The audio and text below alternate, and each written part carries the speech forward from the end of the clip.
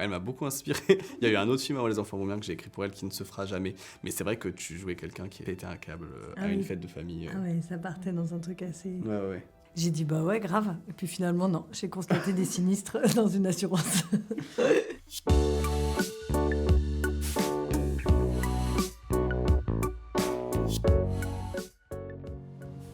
Hello, ma mère.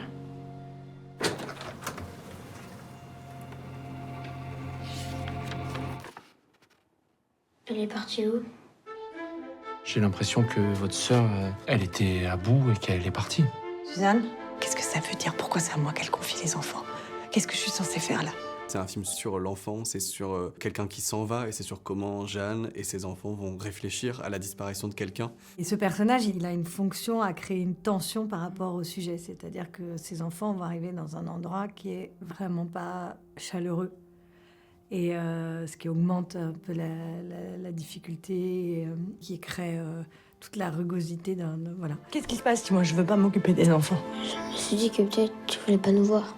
Ah mais non, mais pas du tout. Ben, ça se peut. Regarde la preuve. Suzanne, elle veut pas nous voir. C'est pas à cause de vous. C'est des personnages qu'on voit peu, des femmes qui veulent pas d'enfants. Et ce qui est assez étonnant, c'est qu'elle est beaucoup plus responsable que sa sœur, qui, elle, a un désir de maternité, mais qui est en fait complètement submergée par ses émotions, par sa psyché défaillante, et qui fait qu'elle peut plus gérer, donc elle s'absente à elle-même. Et Jeanne, qui est un personnage finalement beaucoup plus solide, va se retrouver à s'occuper d'enfants. Et en plus, Nathan a mis en abîme le drame qui s'est joué entre elle et son ex-femme, puisque son ex-femme est partie parce qu'elle voulait des enfants et que Jeanne n'en voulait pas. Donc c'est vraiment, il y a une ironie assez profonde. C'est important pour moi de représenter d'autres schémas, quoi. En tout cas, Jeanne, c'est une personne qui fait famille différemment. Elle va incarner une figure parentale qui n'est pas maternelle, qui n'est pas paternelle, et elle va quand même faire famille. C'est un personnage lesbien dont on ne questionne jamais l'identité. C'était vraiment important. Je crois qu'il faut qu'on commence à faire les films d'après, même si c'est utopique, parce qu'on doit encore se battre pour beaucoup de choses en tant que personne queer. Mais moi, j'ai besoin d'avoir des représentations, en tout cas personnellement au cinéma, qui me disent « tu peux vivre autre chose que ta sexualité. Ta sexualité n'est pas forcément le problème d'un film ». Parce que c'est quand même souvent le cas. Souvent, la sexualité d'un personnage queer est remise en question ou est vécue comme une souffrance au cinéma. Et en fait, on a besoin de ces récits parce qu'on ne peut pas ne pas admettre qu'on est victime de discrimination, de souffrance. Mais ce serait chouette aussi qu'on ait des histoires qui nous fassent penser que c'est possible. Peut-être que j'ai pas envie de vivre ce qu'est en train de vivre Jeanne dans le film, mais en tout cas, elle vit un récit qui est plutôt réservé à des personnages hétéronormés, hétérosexuels, normalement. Et on nous l'a fait, on comprend dans le financement, on nous a dit « mais pourquoi elle est lesbienne ?» Ça complique les choses. Et j'étais en mode, c'est exactement pour ça qu'il faut qu'elle soit lesbienne. Si vous pensez que ça complique les choses, c'est que c'est très important qu'elle le soit. Maman, c'est toi? Parfois, on ne voit pas d'autre choix que de s'éloigner pour ceux qu'on pense être leur bien. Est-ce que vous arrivez à entendre ça? Et moi, ça fait partie des choses que j'adore dans le cinéma de Nathan. C'est le regard qu'il porte sur l'enfance et sur l'adolescence d'Anthony. Je trouve que c'est hyper juste. Et là, il a délibérément choisi des personnages donc, de 6 et 10 ans, tels qu'ils sont écrits.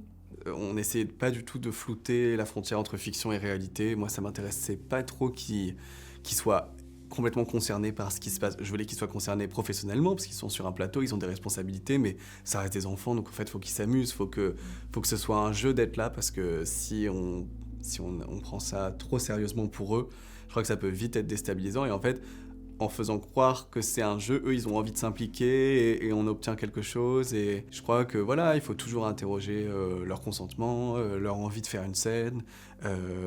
Et c'est vraiment le jeu le plus primaire. Et c'était hyper intéressant de travailler avec eux. Moi, j'ai adoré. C'était très doux, c'était très beau de les voir incarner ces personnages. Et je crois que c'est important aussi d'avoir des adultes qui s'occupent d'eux correctement. Enfin, je veux dire, qui leur répondent correctement, qui leur donne le change, et Camille était très impliquée. Même sur les plans sur eux, Camille donnait tout le temps, voire parfois plus, parce qu'elle savait qu'en leur donnant un peu plus, comme il n'y avait pas la caméra sur elle, ils allaient réagir mieux, parce que ça reste une petite fille de 6 ans.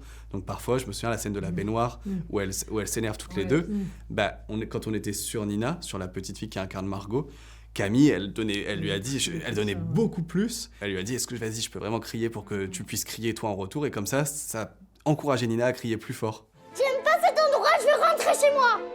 Effectivement, sur le contre-champ, quand je suis pas filmée, Je peux essayer de provoquer ou de les surprendre aussi. Par exemple, par moment, je me dis tiens, je vais essayer autre chose.